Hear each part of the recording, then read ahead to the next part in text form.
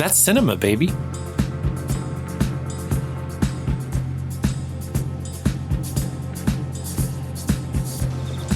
Mr. Wilson. I don't have to take that kind of talk from anyone. That's right, you don't. How about going outside and trying to kick me around? I'm not supposed to fight with the guests, Mr. Wilson. I'm not a guest tonight, you yellow bastard. I happen to be an intruder. Hello, and welcome to The Good, the Pod, and the Ugly, a film podcast where we pair movies to gain a better understanding of the filmographies of notable directors or actors. Typically, we do one per season. Sometimes we have guests. Today, we have co-hosts. I'm one of your co-hosts, Thomas. Go, Ryan. Hey, I'm your co-host, Ryan. And I'm your other co-host, Ken. You may know us from our other podcast, Good Grief, where we read and describe aloud Peanuts comics to those suffering from a recent loss of a loved one. Sorry, to clarify, I'm not talking about like empty nests or divorcees or relocation of a friend or family members, but death. Dead spouses, dead children, coworkers dying on the job or at home in their sleep, or just dead because death comes for us all. Sometimes you step on a landmine or contract AIDS or choke on a scone during brunch. Good Grief, of course, is a reimagining of our earlier now-defunct service. It was the pre-iPod, Zune, MP3 area. The Facts of Life, where we had facts, a weekly, neatly typed description of the funniest scenes from the syndicated 80s spinoff from Different Strokes, Facts of Life, to your home fax machine. This is for subscribers battling terminal diseases and to help cheer them up. So, if you need something to listen to while you're making funeral arrangements, look us up on Good Grief. But here we do a... Were you not finished? Oh, I can keep going. I could give you an example if you want. Let's hear the example. Go for it. Okay, so Lucy, here she is in this first panel. It says, what does it say? It says Peanuts featuring good old Charlie Brown by Schultz. She's in her blue dress and kind of crouched down, has a musical note showing, and there's a football outside of her hands with motion waves, like she's maybe throwing it up and down. In the next panel, it's Charlie Brown. He has a question mark. He doesn't know what's going on. He's walking. And so then Lucy says to him, they're both in frame together. She's holding the football. I'm going to pretend to hold the football, Charlie Brown. But when you come running up to kick it, I'm going to pull it away, okay? And then the next panel, Charlie Brown's running. He has fast lines behind him. Zoom, zoom, right? He's running. And then, he's up in the air. He's flipped over because Lucy's pulled the football away. And then the next panel really sells it. Whoomp. There's like stars around Charlie Brown's head. His eyes are all blacked out. He's on his back. He just hit his back. He's probably injured, might need some traction. Final panel, Lucy's leaning over him. Men never really listen to what women are saying, do they? So it helps you out maybe if you're bereaved right now. Yeah.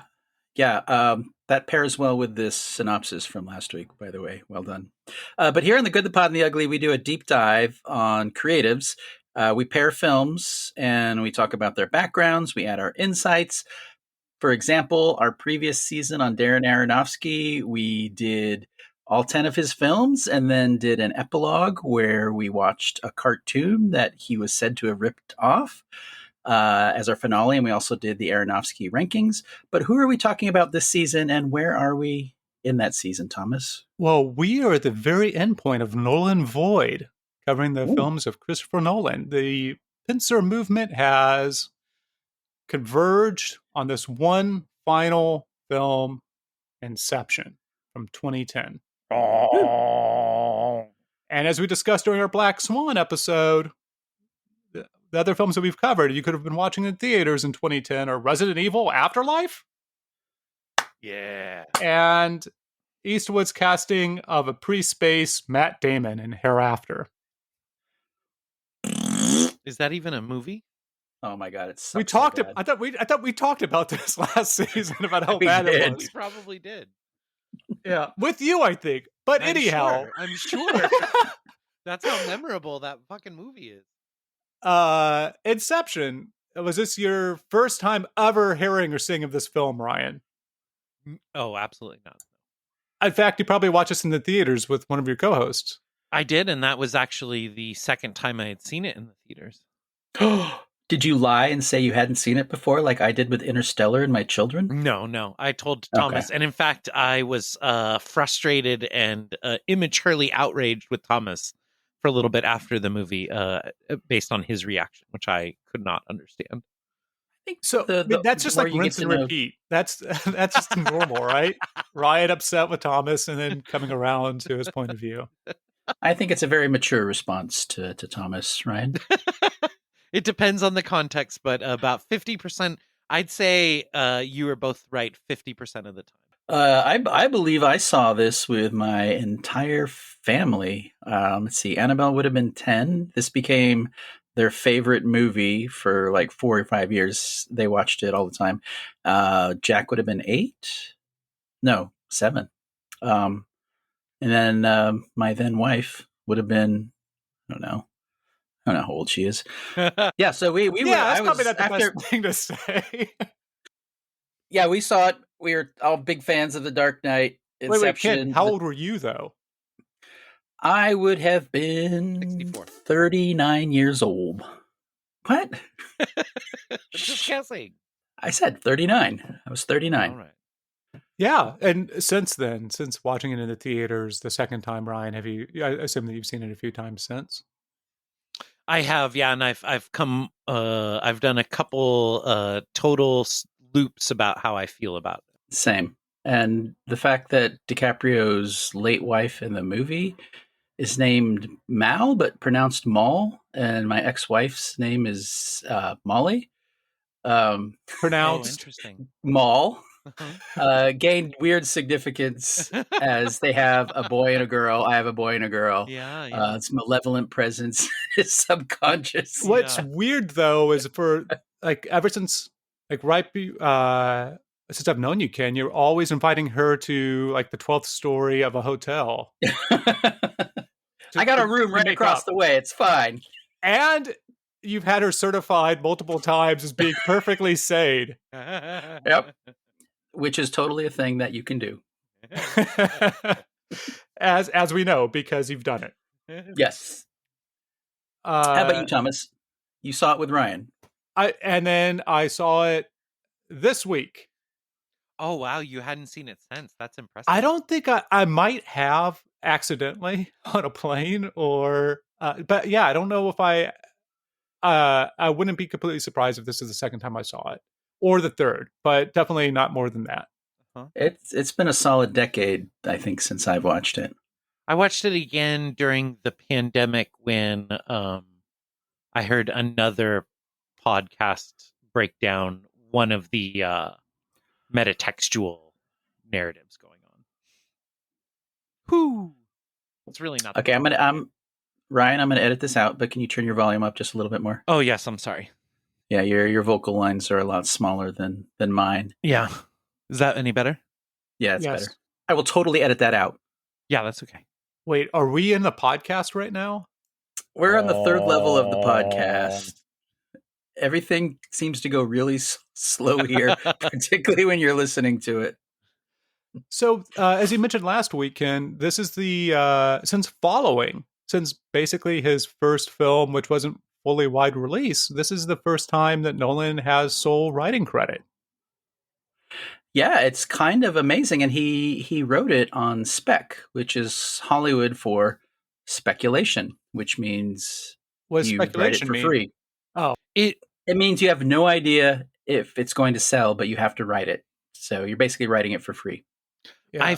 I feel like they must have known that I feel like they were. It just seems like too perfect strategically that Thomas and Nolan must have been planning to make something after The Dark Knight. I don't know when he wrote it and stuff. Well, yeah. He had been working on the idea for a long time. Yeah, apparently he started to get the idea in the 80s. I shit you not. I read this from two different sources, two different books. He got the germ of the idea from a television series that I watched. Humble brag. Christopher Nolan and I watched the same television in the 80s. Freddy's Nightmares. Really? Which is a spinoff of the Nightmare on Elm Street Yeah. movies, kind of, because it's usually like a one-off, more like Tales from the Crypt. If I'm right, they might have been like paranormal investigators. But yeah, he was freaked out about the idea of like dreams, but also dreaming within a dream and time dilation inside of a dream. Wow.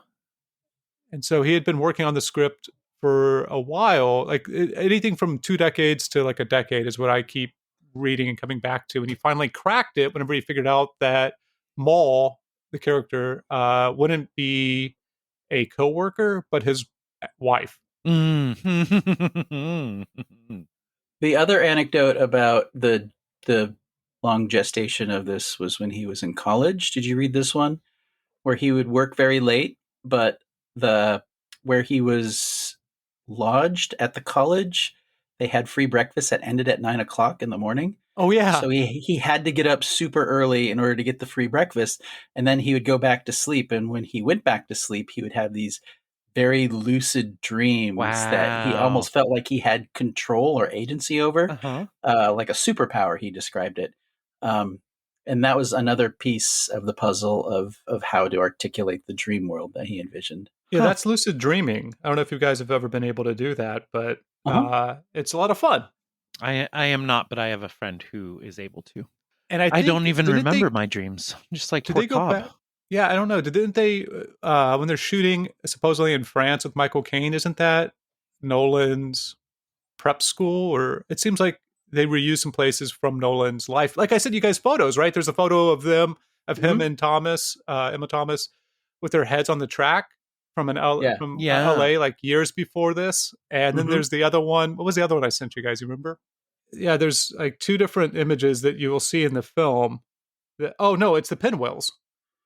Christopher Nolan with his child with a pinwheel, which then they use that similarly with the Murphy character. Oh, so I didn't know that was Nolan and his. That is crazy. Even though it's black and white, it was him and his kid. And in the picture in the movie, that's actually Cillian Murphy playing his own dad. Yeah, recreated. Yeah. Oh, that's bananas. I didn't know that.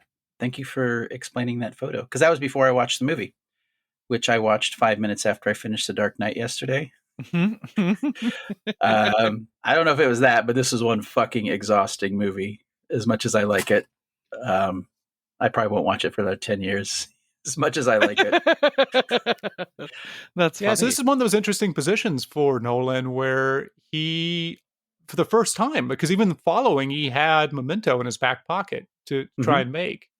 And as he was doing Memento, like he was being brought on to do Insomnia. This is the first time he didn't have a movie ready after finishing up The Dark Knight. That's wild.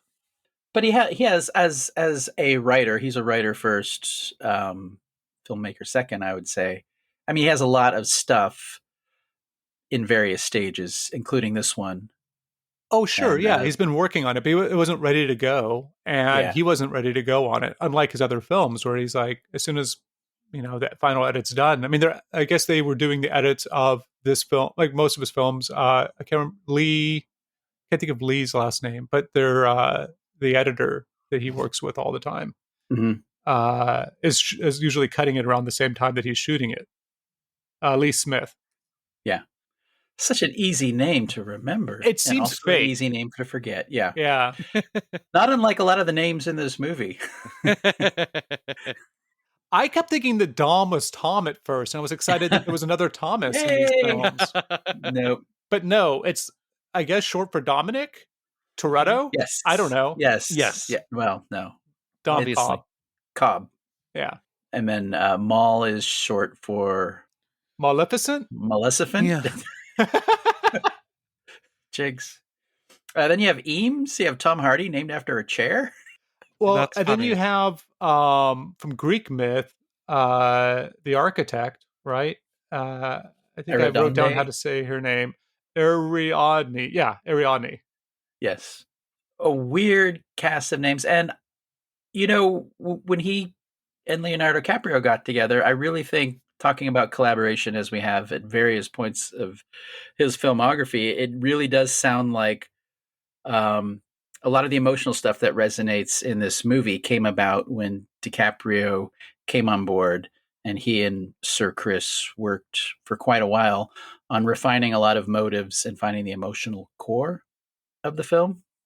Mm-hmm. Maybe having a movie star articulate the things that a movie star wants to play. He knows what emotional beats he wants. That may have not been in the script. And when we look at some later Nolans, I'm thinking of Dunkirk and Tenet, both of which I love. But if they're missing something, it's that component. Yeah. I don't know. You want to jump into the plot, and so we can start talking about our reactions, because I'm curious where Ryan lands, and if maybe no spoiler, I've changed my opinion. I haven't about this film. Mm-hmm. Mm-hmm. Do you want to do a synopsis? Do you have a synopsis? I do, but it's going to be over a minute long, so maybe you could just speed up my voice. I could change the pitch. How about we go down a level, and then it would be a little bit slower? No. Okay. I think we start on the first level with Thomas like double speed, and then we go down a level and it's normal speed, and then we go down a level for the end and it's half speed. All right, get your popcorn out, folks. It's going to be great. Go ahead, Thomas. I'm going to sound like a chipmunk to start with, but don't turn me off. Okay, so the movie opens on a beach, which we'll learn is protagonist Dom Cobb's, played by Leonardo DiCaprio's, construction from his time with his dead wife and/or limbo, even though we are in a different person's dream, that being businessman Sato's, Ken Watanabe's old age makeup, who's going to tell hungry boy Cobb that he remembers a toy top that Cobb has in his possession, that someone long ago had a similar top. And this causes us to jump into a scene with a younger Sato, but the same age Cobb. That's all important because this opening scene with old Sato is actually coming up later in the movie, like in Insomnia and Interstellar and The Prestige, when Cobb rescues Sato from limbo when he's old. But that hasn't happened yet. First set piece has Sato and the viewer learning of the industrial espionager Cobb's trick of putting a dream within a dream to fool his marks into giving up their secrets. This is important because Sato will be so impressed, even though Cobb fails and is likely to be killed by his mining interest employers. It's a failure that's brought on by the appearance of Marion Cotillard, who we will learn is his dead wife, Mal. She's pretty antagonistic, shooting people and all.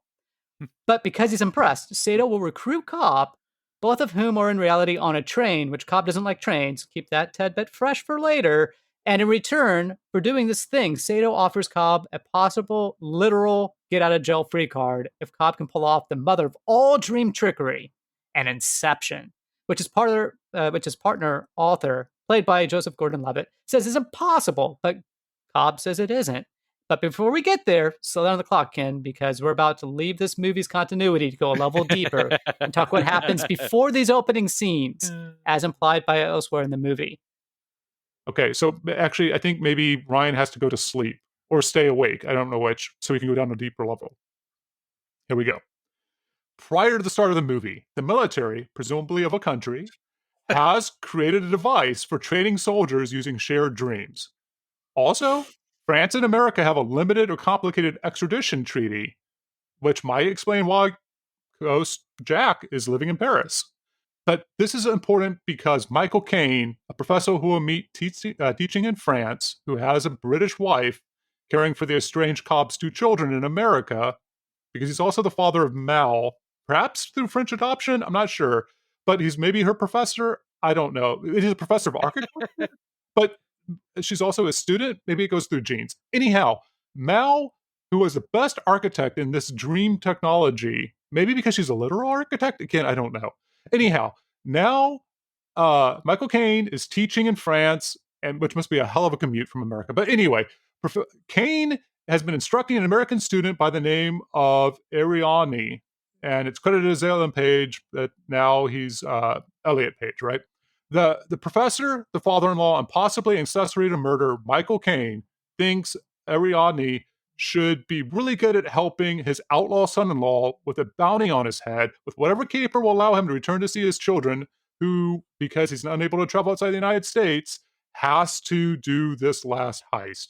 What we find out is that Arianati assembles a team with Cobb, or I guess Cobb assembles a team and puts her on it, and they go off to pull off Sato's request. So an Inception is planning an idea in a dream. The idea needs to be simple. If so, the idea won't get outside the person's head. Mal's idea was that the world that she's in wasn't real. So they travel into limbo for like 50 years or so. She comes out. She gets herself certified by 3 psychiatrists that she's perfectly sane, jumps to her death in a way that will implicate Cobb unless he suicides as well. Okay, we can insert the kick here. Oof. Using time dilation. What occurs, that's what occurs in a dream within a dream. Each new layer proceeding slower than the one above, which is why Sato, who shot in the first layer of the dream, dies more slowly in later deeper levels of a dream. Cobb's simple team is able to trick Gillian Murphy's Robert Fisher while on a flight from Australia to the US into going 3 dreams deep and believing this lie that would have him destroy his father's company. That's what Sato wants. He's part of the team. He goes into limbo. He gets rescued, which is the beginning of the movie, by Cobb. And we see that they all wake up on a plane. Everybody's happy. Cobb goes home. He sees his father-in-law in the airport. Michael Caine's made it there back from France. And they all go home, and he sees his kids' faces for the first time in the film. And there's a spinning top. Bong. Bong. Wait, that spinning top doesn't bong. I don't know if this would be, it occurs to me now that this might be a good time to say so, but I have 2 alternate readings of the film that I am prepared to talk about if we like. Yeah, I think we did that a lot in Aronofsky, right? Like, yeah. Wait, which one's, like, is it a happy ending or a sad ending? Yeah, there's one about that, and then okay, I want your most conventional take first, and then your hottest take second. That way the reactions will be more dramatical from me and Thomas. Well, the more conventional take, it was to me the reading that I was more familiar with for the last 5 years or so, which is that Cobb is a film director and they're making a movie. Joseph Gordon-Levitt's character is the producer, and Tom Hardy's character is the actor, and Elliot Page is the screenwriter. And you can follow the up until they really get into the dreams. All of the team plan comes together stuff very well and easily maps on, I think, to the creative process. Hasn't Nolan himself said that was the easiest template for building his team in the script was to map it after it very well behind could the be. Yeah. I think I read that. Yeah, Thomas. Yeah, I've read the same from him, that it was a jumping off point. Yeah, and it just blew my mind. I had been so wrapped up in the narrative of the movie that I had never even thought about it having an extra textual, because it seems the idea that he can work something like that into a film that's so complicated is something only he and like Jordan Peele and I think a few other screenwriters can really do well. Mm-hmm. But I was very surprised to find that out. And then another thing, let's put a pin in that for a second, because expand it, because I think what you say that, but I mean, there's been a lot of directors who have done a lot of heist movies, and heist movies usually have one person who does one thing, right? For sure. That's the blank guy. That's the guy who does this. That's the guy who does that. And so what I think is unique about this is that instead of everybody potentially being the Tom Hardy actor character, there's just one person who does that. Yeah. Like there's like an unusual division of labor that might happen in the film. Yeah. And I do love that. Speaking of, I guess, building on what you guys have said about his collaboration with actors, what Tom Hardy does of everyone on the team is sort of magical. Like, it's not really explained how he transforms into these other people. It's just like he's really good at doing it, and we just let him cook, you know. And I've ever since the first time I saw it, I always thought that was fascinating, that he just like vanishes for a second like Superman and comes back and is a totally different person. He's Tom Berenger. Yeah, love to see some Berenger. Oh yeah, but I guess my thought on that, which isn't played out by the film at all, but would make sense in the film, and I guess you don't do it because you have a star in it, is that whenever Leonardo DiCaprio says that he is the head of security in the second level down in the hotel bar, he should look like somebody else. I guess there's a few things that get me confused, which is who's doing the dreaming and how an architect works into that and how these pieces actually work together. Yeah, I was. But which I guess by keeping it clean like he does, works in the service of the filmmaking metaphor, perhaps to the expense of what the logic is of the dream. Like there's a tension there, and it's just a matter of which lever he's going to be putting up and putting down.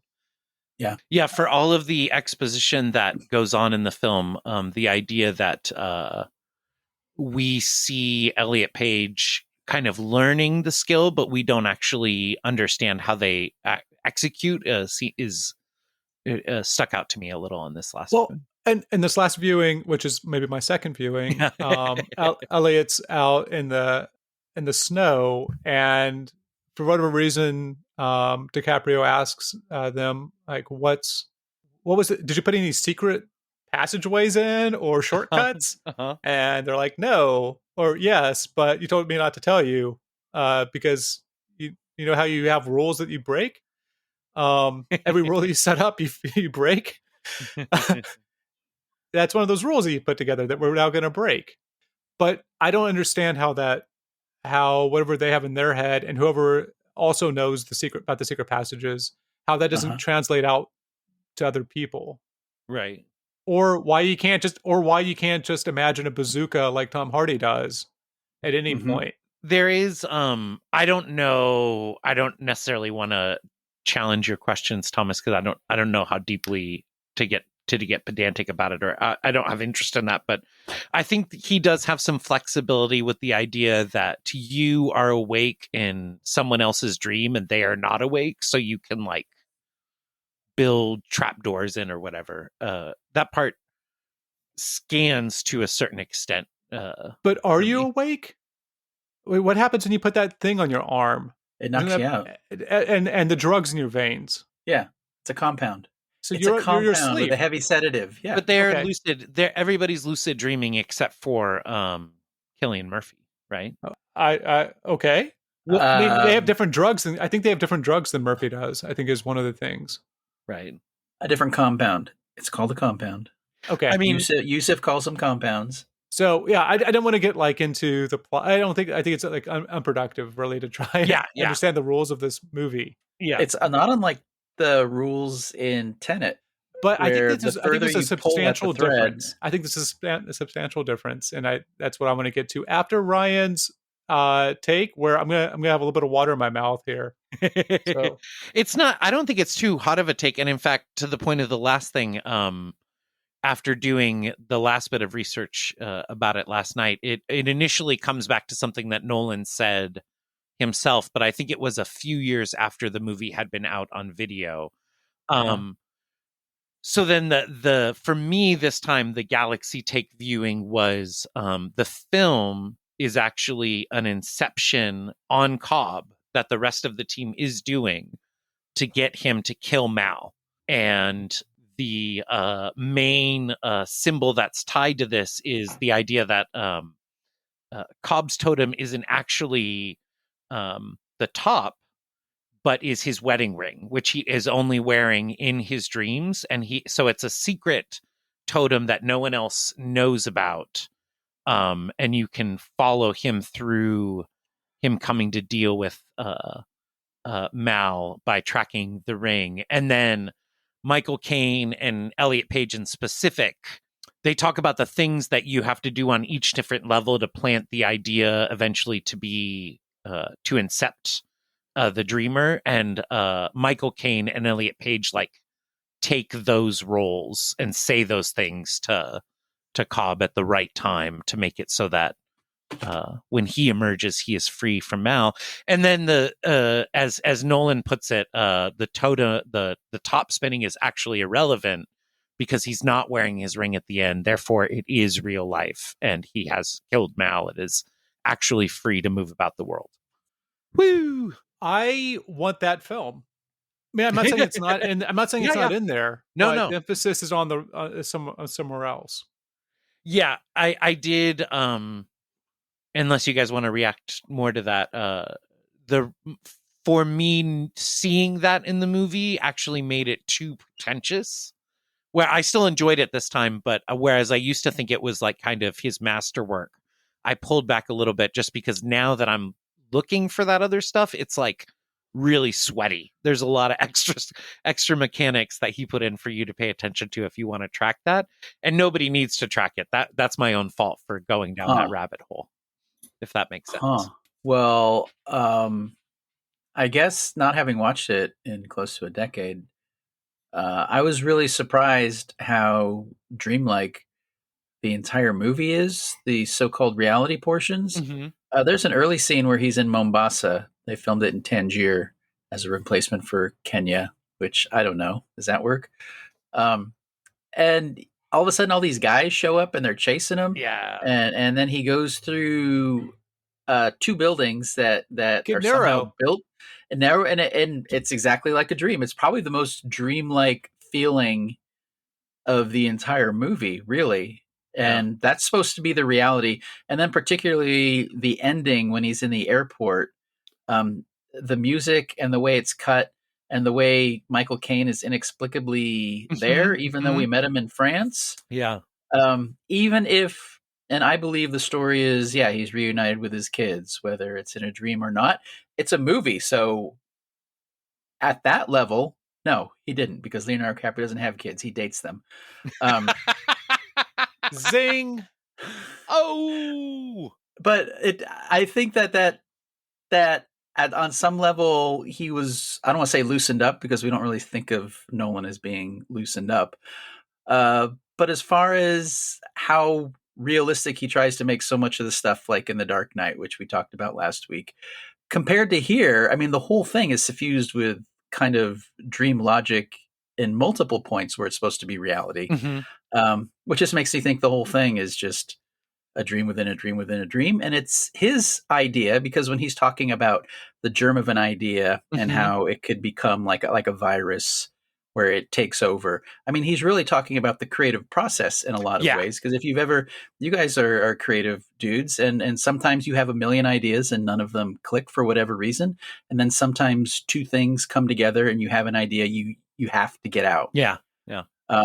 And I felt a lot of that because of all the other Christopher Nolan movies that we've watched, that this is really partially about the creative process, and the director as Cobb thing makes a lot more sense. I think it's greater than that, and then just the or maybe more specific, more intensely focused on film itself, and maybe why Christopher Nolan likes film and why I like film, right? Like I've been kind of burned out on movies, just to be honest, and I've been thinking for a long time about like just going out to a cabin and cutting away from screens and just remembering what it was like to have cognition based off of reading, and having fewer images in my head that are made by others. But what's amazing about a film, unlike theater or listening to live music, is that it's a static thing with fixed inputs on fixed time. Like we could read the same book, but we're going to read at different paces, right? And we're not going to read it together necessarily, in the same sense that we watch a movie together. We watch the same thing, like as a physical media, and we interpret it in our different ways. So there's something like really magical about that, which it is somehow like the film itself is inceptioning itself, or however you want to put it. But it seems to be unique to film, some of the things he can do. And I fucking love the moment when they were in the cafe in Paris where he's like, "Do you remember how you got here?" Yeah. Drawing attention to the film itself. Yeah. And its dreamlike qualities. Yeah, I think all that is fantastic insight, Thomas. And to what you were saying, Ken, when I first discovered the director making a movie idea, why that was so mind-blowing to me is because if you think about the narrative as how they get to the point where on the third level deep, they're making a Hollywood blockbuster, and yet it's infused with all this meaning, not only for the audience who is being incepted, but for the people involved. And when they wake up on the plane, they're all changed by the process of making this thing together, and no one else will ever understand that change that they underwent together, because it's all invisible work. And then to your point, Thomas, when you were talking, what I thought and thinking about what Ken said, the idea that for Nolan, maybe the beginning and the end are the way they are because the film is more real to him than reality. Like reality is very dreamlike. And for him, when he's making a movie and when he's watching a movie, the world makes sense. Like there's a distilled version of it that he can comprehend, and where the rest is like floating through, like Cobb does, you know? It made me, when you were talking, it reminded me too of Mulholland Drive in the beginning and end of that movie with the airport and all that. Well, he, of his last few movies, I mean, we talked about The Prestige being the most Nolan-y Nolan movie, but Inception really, with all these parallel storylines and his ability to make it clear to the audience of where you are at any given time for various signifiers that he uses, is fairly remarkable. And a lot of people were confused by the script when they read it, because I'm sure. I can't even imagine. Like, I don't know. I mean, you use different color pages. What do you do? Do you use a different kerning or something when it's in the dream? I don't know how he did it. I mean, he does. I've seen some script pages, and he does have like drawings on the outside of it that kind of brackets out which timeline is in which. Okay. But yeah, I mean, it's probably as confusing as the Memento. But this is like a $900 million grossing blockbuster, international blockbuster, that has such a complicated idea at its core. It's remarkable how clear he can make it. Even though I think, particularly the last act, it just wore me out, like the last act of a Michael Bay movie. It's just, it was just too much for me this time. But I still think it's great, and I still think as a blockbuster shot on film, the production design, the cinematography, Pfister, great. One of his best. This and The Dark Knight, probably. But they didn't use IMAX on this one. They I think they used 65 because they wanted a lot of more immediate action. So there was handheld, and this was before Double Hoyt was like, I'll carry it. There is so much handheld in this movie. I was really surprised watching it. I watched it in black and white this time to try and notice the shots a little bit more. And I just watching it before, I had no idea how much of it was handheld. And his love of James Bond, which we've talked about many times. I mean, the opening almost feels like an opening to a James Bond movie. Very much so, yeah. On Her Majesty's Secret Service is Sir Christopher's and mine. It's our favorite James Bond movie, and the ski stuff at the end, which I still feel is maybe a bridge too far as stuffing stuff into this movie at that part of the narrative. But that was definitely an homage to that film as well. So he's really getting international and has Leonardo DiCaprio is wearing a suit and running around shooting things in beautiful exotic locations. You could definitely see a lot of his influences in this movie. Yeah, it feels like the Rosetta Stone of his, career. As far as if you understand this one, you can understand all the rest. Thomas, I mean, I 100% agree with that, and maybe that's why. I mean, we'll talk next week on rankings a little bit. Insomnia still 12. What? Spoiler! Jesus Christ! Tom Schoen's Nolan Variations says that it's a feat. What does he say? Juggling not 2 timelines, Memento, nor 3 following, nor 4, The Prestige, but 5, all at different speeds, like a musical fugue. And Bach. Here's, I think, the problem with the film for me is the idea of a blockbuster. Like, I think that there is a great potential movie in here. Whenever I saw it the first time, there's things I love about this that are all blockbuster things, right? Like, I love the Gordon Levitt floating. I love a snow battle. I like cities flipping on top of themselves and angry Agent Smiths running around that are your subconscious. But there's something to having to have this film be a blockbuster that seems to destroy the idea that I find interesting and fun in it.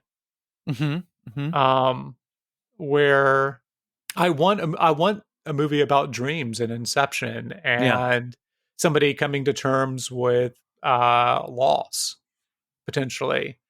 I don't necessarily, or I want a movie about almost Cronenbergian at times in early parts of this film, where like, oh, there's a dream junkie shooting gallery in the basement there. They're all taking the solution because dreams are more real than reality.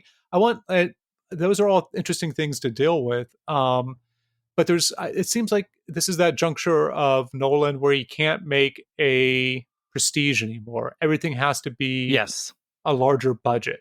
And because they have that larger budget, it doesn't necessarily make for a better or worse movie per se, like inherently, but it does make a larger movie.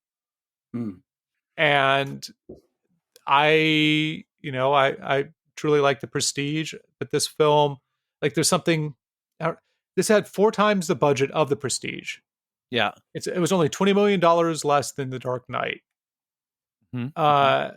There's no, like, it's kind of showing this point in where we're at, where there are no mid-level movies anymore, it seems. Yeah. And I think I would have loved this. I would have loved this to be probably a mid-level film and focus more on some of the general questions that I have leaving. Yeah. You know what? The scene where they go into the rainy LA streets and the train comes through and there's a shootout and a car chase. There was a part of me that was like, man, it would be great to see Nolan do a mid-budget R-rated crime movie, just a straight up crime movie. It could be some timey-wimey stuff. But I have the same feeling with this. It, you know, the book and the movie, The Wonder Boys, where the problem with his writer's block wasn't because he didn't know what to write, but he had too much to write and he didn't know what to leave out. Yeah. And that's what was freezing him up. There's a little bit of this movie that I feel like it's just everything, just putting everything in there. And after a while, it just gets to be too much for me personally. As much as I love the movie, it's a lot. It feels like one of those blockbusters where they have like a 60-minute finale and you're just exhausted by the ones and zeros fighting each other. Yeah. This has real people because Nolan only has 600 FX shots in this, which is a drop in the bucket compared to a Marvel. Yeah. It's too much, man. I mean, he needs his wife to help him edit a little bit, maybe. Well, what's crazy is they did edit out 2 large scenes that they said that they came into this wall of exposition and they just had to get around it. And one of those is probably the thing that I keep hanging a lantern on, which is it was the scene with Michael Caine. Like there was a lot more exposition on who's he a father of and why is he looking, like why would he have a student there? Like there was just a lot more explanation of what was going on in the States and their relationship. And I think some of the rules of things that they cut. Let's talk about the kitchen sink. Well, I think that Nolan I think he's unparalleled with his opening acts of almost all his movies. There is so much, and the scenes you just described, Thomas, where they cut a lot out. I mean, it just jumps to one thing to another, and there are some hard, sharp cuts between scenes, and there is no time to catch up of where you are or establishing. It's just like Joseph Gordon-Levitt and Leonardo DiCaprio. It just cuts to them ending a conversation, which leads to probably one of the worst lines Christopher Nolan ever wrote. Is like, oh, I want. It's like, go ahead. No. What do you think it is? Give me a little bit of a bumper. Like, who says it? DiCaprio says something, and then Gordon-Levitt responds early in the movie. They're talking about Maul. Oh, fudge. DiCaprio, I have it under control. Gordon-Levitt, I'd hate to see you out of control. That's quality. I don't know what you guys are talking about. I think that those 2 dudes fucking sell this movie. Oh, they're great. 1,000%. Oh, and Hardy. Tom Hardy shows up. I mean, everybody in this film's doing great work. Amazing work. Oh, the pin shows up, right? And for some reason they kill him. But the pin from Brick. Oh, He's on the train. He's their, I don't know, their architect. Oh yeah. He's the bad architect that they have to hire Elliot Page to replace. Yeah. Do they This- hire her? I get or him or her, like the character. Like I don't understand. Like they It's more of a recruiting, and you get a piece A of share? the heist. in one version. Yeah. In another version, Michael Caine has already recruited her to Incept Cobb. see. I would have liked that film. Yeah. But the film itself is from start soup to nuts, like from the beginning to the end, is really there to help the main character process something. Yeah. It doesn't have to be sappy. It's already there. I mean, that's already what's happening in the film. But it would justify all the other craziness of the film within itself. Yeah, I think it's a little too subtle. And I do think, Thomas, what you were saying with this being a turning point for him, it's funny because I think I like this film more than you, but I also, everything that turns you off about this one is the stuff that turns me off about the films that come after this. Dark Knight Rises accepted. There's a good prequel though here of whoever incepted the idea to give their kid James that haircut. It's I such mean, a it looked fucking like weird the- haircut, man. God, it looks like a golden goose just diarrhea all over his head. It's just like a big old mop. It's the weirdest fucking haircut. That's all I got about the haircut. Oh, you don't have more? Yeah, it seems like a lot of. I think the problem I had with Interstellar as well, more so with Interstellar, is that there's like this reverse engineering of the science or the rules to be part of the plot. Right. Like, oh, we need a limbo. Okay, how do we get a limbo? Oh, if you're sedated and you die here, you go to limbo. Right. Okay. Oh, there's time dilation. Well, why don't we always just go into a dream and like, wouldn't that be dope? Like, fuck a Zoom call. We just go into a dream and our 1 hour meeting is 1 minute. Or we go into a dream within that dream and it's a second. Yeah. Like, It feels over. And this is kind of how I felt about the Dark Knight, all the Two-Face stuff being in the end. To get it all in there, to your point, Ken, about it being really stuffed, it's just so over-engineered. Like every line has to point to something else in the script. No one can just... Tom Hardy and Joseph Gordon-Levitt, their big magic trick is occasionally acting like they're just acting when they're always rattling off exposition. Yeah. well, here's a thought experiment. I don't know if you guys saw who was originally, they wanted to be on this film before DiCaprio. Who was going to be the lead? Yeah. Was it my boy TC? This would be an amazing movie with TC. Timothy Cruise, yeah, he would. He and Elliot Page are about the same height, so It's true. that would have been a good pairing. Big Willie. Oh, Will Smith. he would have been good okay. too. Wow. So I don't know. I as I think on that, and I think that knowing that DiCaprio changed some things, like would this film? I would say most Will Smith films, sci-fi films, are garbage. I'm on the fence about I Am Legend. Yeah, I like that one, but it has problems. And so I wonder, him working with Nolan on this film, would that give it the energy that we needed for it to be less dour? And It would be less dour. I think DiCaprio brought a lot to this in working with him on the. I don't know if Will Smith would have brought that. Well, And it would have been an earlier version of Nolan's script, which I don't know, may have solved your problems, Thomas. I don't know. it does remind me. Do you guys know about Will Smith and his how Django almost brought him to like a creative breaking point? He wanted to make that movie so bad, but he couldn't. He wanted his team to come in. His team had to be able to come in to rework the script to make Django a Will Smith character in Will Smith's own words. But he loved Tarantino's script so much that he couldn't imagine changing the character. And so eventually he left because he didn't know how to Will Smithify it. And I can see this being a little bit more, because DiCaprio is really, I think he does put a shit ton of himself in this movie. And I think he does that a lot, but because Cobb is cold and remote, and filled with regret, but not. Will Smith would just be expressing remorse in every scene, like, I gotta say my wife, man. You know, that would be or playing off something, right? Like, Yeah. oh, it's no big deal. Yeah. And he would say something like Michael Caine, like, the difference between you and me, I make these shades look cool. And I can't imagine Will Smith playing the "oh yeah, I incepted the thing that made my wife kill herself." I can't imagine Will Smith wanting to play that. It would just be so. It would be like one of his 8 Pounds movies or whatever. It would be him crying in every scene. Oh yeah, Because that's fairly dark, and it's revealed fairly late.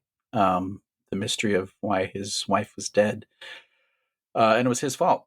Well, I don't know. She was certified as sane by 3 different psychiatrists, so maybe he's the crazy one. Uh-huh. Yep, one of them looked just like Cillian Murphy. But I think the difference between this and Tenet is that Tenet would just cut out like the first and the end of the movie and just have it run. Yeah. Like it's not engineered for the emotional portion of it that then gets like, it's like like you were saying, Ryan, the 2 different scripts of The Dark Knight butting up against each other. And for me, as a fan of science fiction and a fan of like Cronenberg movies or movies that are exploring the idea of consciousness, like it butts up awkwardly, and I can't enjoy the parts that I wanted to enjoy, and which leaves me just with like the blockbuster stuff, but then just doesn't feel fulfilling. Mm-hmm. I'm really excited for you guys to see Paprika and see your reaction to it as a comparison point. I would say that Nolan and the notes that he's trying to hit with Inception is almost a dry run for the more efficient Interstellar. Which I think they both want to be similar types of movies that have a similar type effect. And Interstellar is the one that works 100% for me. And this one, I love it. I love Inception, but I got a lot of problems with you people. I wonder if he feels like I think Inception, Interstellar, and Tenet are all of a piece, and I wonder if after Interstellar wasn't quite as successful, he was like, "Oh no, gotta do guns. If I'm going to do the big idea movie, definitely need to put the guns back in because that's the way people will enjoy it." That's what. I think he's a big fan of the James Bond movies. Yeah, I don't know, there's always lots of guns. I think that's just part of his crime-centric literary forebears that he loved, and he loves those kinds of movies and he loves those kinds of stories. I don't think he's like cynically putting in a gunfight. I personally don't like gunfights in PG-13 movies because they really mitigate the amount of damage guns do. Yeah. But that's a whole other podcast. Yeah.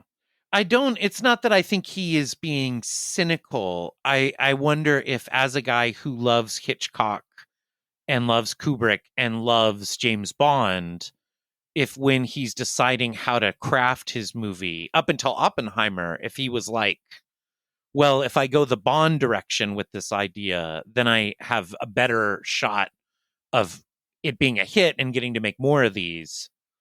Because the ideas are so important to him just as much as but then again, to your point, Ken, and to what you were saying, Thomas, about the movies that you really like from him, it might just be ironic that my favorite movies of his are the ones that have very few guns in them, or in the case of The Prestige, none at all. And it's just like a psychological thriller. And Oppenheimer. Yeah, but we're not gonna talk about Oppenheimer. We'll talk about it next week. Yeah, we can talk about a whole lot. I'm sure we will. Yeah. To that, Ken, the idea of this in Interstellar, it seems like Limbo is the Tesseract, right? Like there's a space where you can create things and manipulate deep down through a coded message. Like there seems to be an iteration of that between these two. In the subconscious, you can change the past to change the future. That I was thinking of your theory of of Nolan while watching this, and I was like, God damn if Ryan doesn't have it right with Inception. Mm-hmm. And he finally admits at the end that he changes his perception of it. It's not his fault for incepting her. It's her fault for jumping. And I don't think he's assigning blame. He's saying that he did a terrible version of recreating how wonderful she actually was, and she is not the real wife that he lost, which is great. And I guess they really did help Cillian Murphy or Cillian Murphy's psychologically. Like, his character is a better person at the end of the film, and that's probably cathartic as a filmmaker / dream creator. Even though he's giving away all of his money, or no, he's breaking up the company, so he's not an oligarch he's still anymore. rich forever. He's just maybe not going to become a monomaniacal. Okay, and Kim Watanabe gets his share of it. I was thinking this time about because I had watched it before already with the director idea in mind. So this time, when thinking about that, I just thought about Watanabe as the morally dubious and probably evil producer, like the money guy, not the line producer like Levitt, and how he's just slimy, and Cobb needs him, and everybody needs him, and he's there along for the ride, but he's not qualified to be there, and nobody fucking likes him. He's the studio, really. Yeah, exactly. You know, Kate Winslet was approached to play Maul, and she said she wouldn't know how to play that character, and Marianne, I'm going to mispronounce her name. Cotillard is fantastic in it. She's really outstanding. And I thought you were going to say that she was approached and she said, "Huh?" and they signed her up. But you think she does well? She's outstanding because her character, it's such a weird character, because when you get to the end, you realize she's just a projection. But there are so many facets of that. And she could be malevolent and sad and tragic. I think it's just an incredibly difficult part to play, and I think she does it great. Yes, it is literally by design the most one-dimensional character for a lady in all of his movies. Well, Oppenheimer accepted.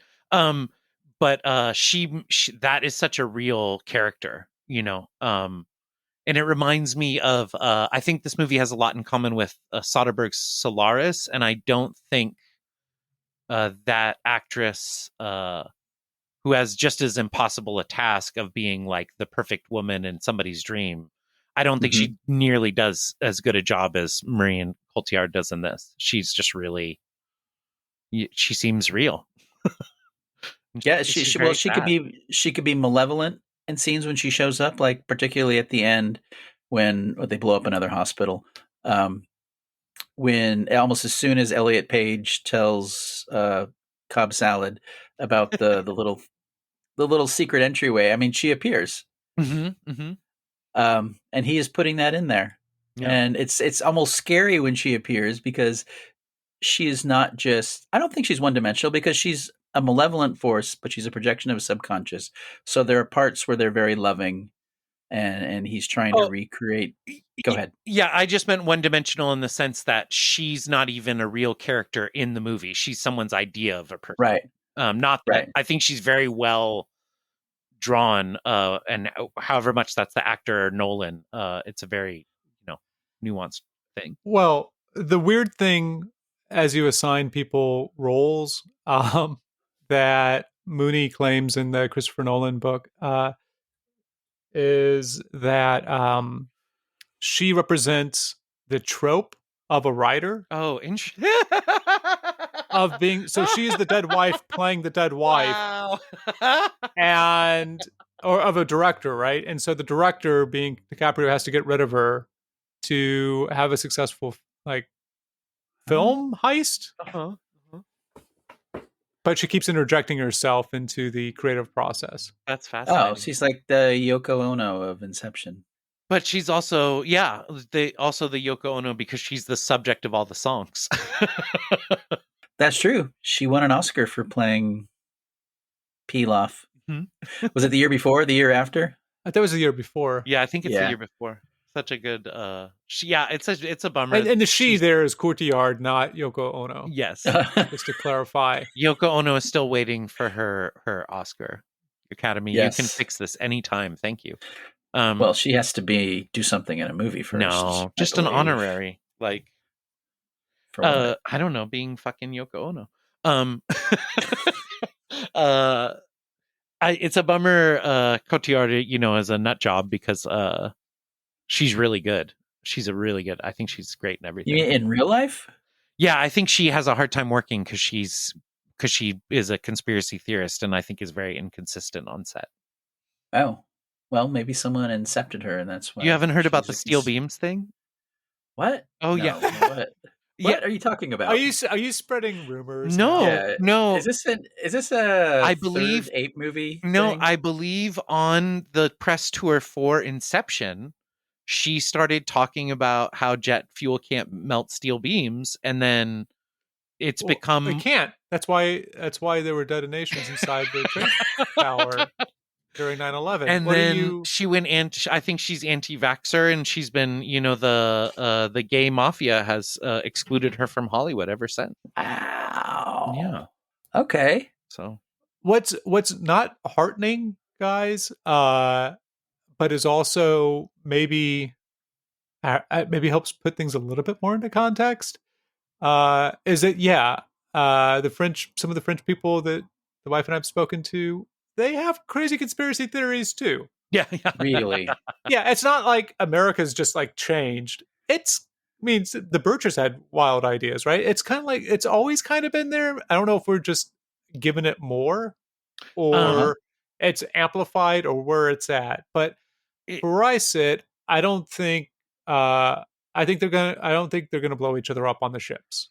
Going back Today? to Dark Knight. Going back to Dark Knight. No, I just think humans aren't going to do that. No, I Okay. agree, Well, Thomas. that's my hope, and that's one of the hopes in the Dark Knight is I'm pretty cynical about human nature, so my hope would be that they wouldn't. But we're talking about Inception now, aren't we? Yeah, when they wake up Yes. on that plane, doesn't it feel like they're coming back like the morning after an acid trip or something? Very much so. It's very much the seeing someone after you wake up after tripping. And so, Ken, you had suggested that there would be a better needle drop at the end because there wasn't one. Round and Round by the band Rat. Your favorite? Round and round. One of the worst songs ever, but the Was it- top is spinning round and round. So But we the should have- Wrestler had that this year or 2 Oh, years it prior, did. so they couldn't. Yeah. that's probably why he didn't. Nolan was probably all like, Well, I mean, here's two songs that I've heard too much in movies, even though I like one of them a lot. "Sweet Dreams" by the Eurythmics uh-huh. I would and agree. "Where's My Mind" by the Pixies. Mm-hmm. Both of those could have been in here. Yeah, those both would have been great, and those would have been terrible needle drops that a lesser director would probably put in. I would have liked "New Kind of Kick" by the Cramps. Oh, that's a good one. Oh, that's a good one. Yeah, thank you. Or Kicks by The Paul Jams. Revere and the Raiders. Mm-hmm. I like MC5, so I was saying "Kick Out the Jams." That's a good one. One of my very favorite songs in all of the universe. And a song that I go back and forth on, "Going Underground" by the Squeeze. I don't know that one. Always Crashing Yeah, the you Same do. Car by David Bowie. That's a good one. Any Bowie would fit. Anytime they cut to the van, so slow. You know what we Okay, should do for the finale? we should have our best dream needle drops out of all the Nolan movies, and we should have just one. That would have been perfect if Nolan was a needle dropper. Mm-hmm. I already got mine. Okay, you're not going to tell us right now. No. Have you guys seen The Leftovers? I had takeout last night, so I actually didn't have any leftovers. By the Master. Shut up about Damon Lindelof. We're not going to go on a rant. We've already been recording for an hour. And 10 minutes. No. There is just it occurs to me now that I believe there is an episode of The Leftovers that is basically based on Inception. Uh-huh. And now I'm thinking I'm going to go watch it. I'm also going to rewatch Inception again. So good job, guys, because I was kind of bored when I watched it, and I was going to talk about how I thought it was kind of boring now, but this conversation has really amped me back up. You should watch it in Spanish subtitles. Yeah, just like Batman Or Returns. in Spanish. I tried watching Batman. I was looking around for audio commentary on that disc I talked about last episode. I was like, there has to be a special feature on this thing, man. Uh-huh. Like, where is it? Where's it hidden? How do I get to it? And that's where I found out that you can have it read to you what's going on screen for visually impaired people, which is pretty dope. Yeah. But it is strange watching it dubbed. Like, they did not do a good job dubbing it into Spanish, as best as I can tell. Oh, really? So I would, don't watch Dark Knight on Spanish. In Spanish, if you are fluent in English. On the other hand, watch Batman Returns in Spanish or on mute. And play some music and do some housework. It's great to have on the background. It might be the best when you're at a bar late at night and they're always playing some shit. It's like Indiana Jones, sports, or Batman. Oh, sure. One of the Tim Burton Batman. And it's one of the good ones because it looks great. It's such a good looking movie. Best comic book movie. I would Thomas, what did the voice sound like in Spanish though? That's what I want to know. Yeah, it seemed off. Did they all have a voice? Did you get to hear Harvey's voice? We didn't talk about the voice at all in the Dark Knight episode. That's all. Cut it out. Yeah. The very dark, or sorry, the very deep, like rumbly voice. And how they all He was good. And how they all used it. He added like 6 O's to the word good every time Batman says it. We missed that too. Well, the Joker has a Batman voice, right? He's got the supernatural commanding voice, and Harvey Dent tries to have it, but then Two-Face gets it. And it's cool. Okay. Well, I'm a man of my word. We were talking about Inception. Yeah. Is this the end of our Nolan movies? I mean, typically when we start talking about things that aren't related to the film, we've run out of things to talk about on the film. Yeah. Least shocking comment ever. So you can join us for part nothing of nothing? Part E, the epilogue. Where we talk paprika and going to rank our Nolan films and from Insomnia to whatever number 1 is. Oppenheimer all the way to the top. I think it might be Oppenheimer to Insomnia for Ryan. And the complete opposite for Ken. It's not going to be quite like that, but Insomnia is going to be surprisingly high on my. But what if our middle two are exactly the same? That's crazy. And Jack will definitely be on that one. I'm excited to hear Jack's list. I'm excited to hear all of your lists, but I'm excited to hear the additional list of Jack's. Yeah, it should be fun. I'm excited to hear the song that you're going to write for. I'm sure we're going to get at least one follower from our drive this season. So, listener, subscribe. And if you do, and you can answer the following question, our very own Ryan, whom some are calling the personification of the shepherd tone, will perform a song for you, mentioning your name or shouting you out in an upcoming episode. And that question is, the train leaves Paris headed east, traveling 92 kilometers per hour, and enters 298 kilometers later in Bruges, where it then enters into dream space, going towards Los Angeles, veering in the same direction as a passenger bus, traveling at 81 kilometers per hour.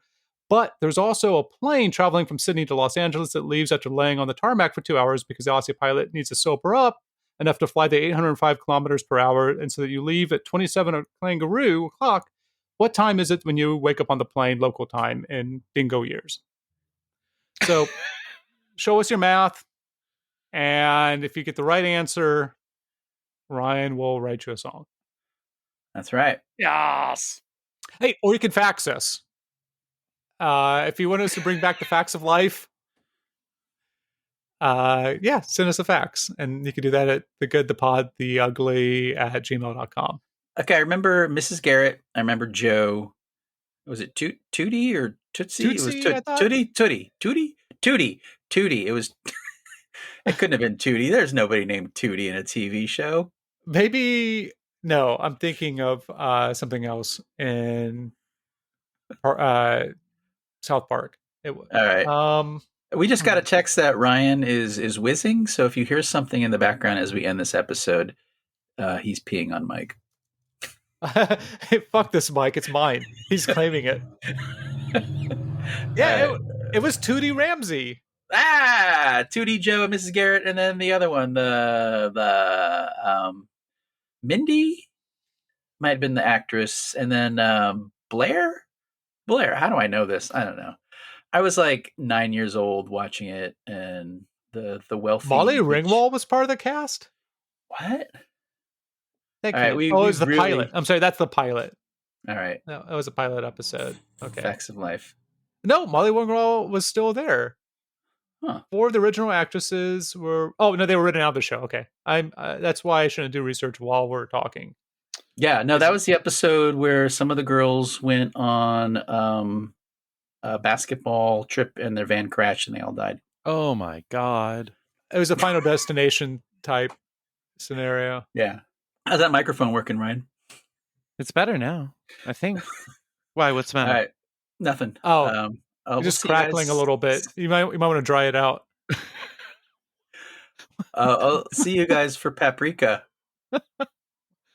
Yeah. Is it Khan? Did he make a movie that we could use for another season that people say? We'll talk about it next week. Yeah, we will. Okay. Gone! You know what that makes us together? Together that makes us flash gorgeous. Flash gorgeous. I'm not talking at you, I'm talking to you. Flash gorgeous. I don't want to hear about you, I want to hear from you. It's 10-4. 10-4, old buddies. Destroy, kill all hippies.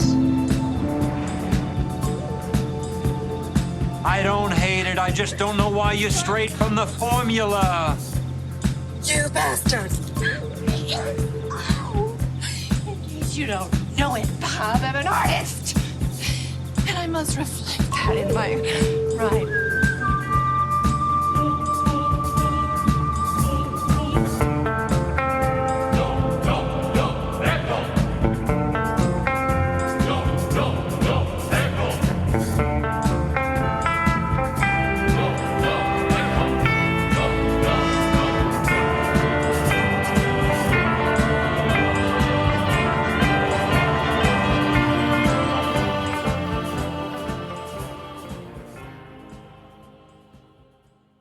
Fuck a Zoom call. Jesus Christ. Insomnia is still 12.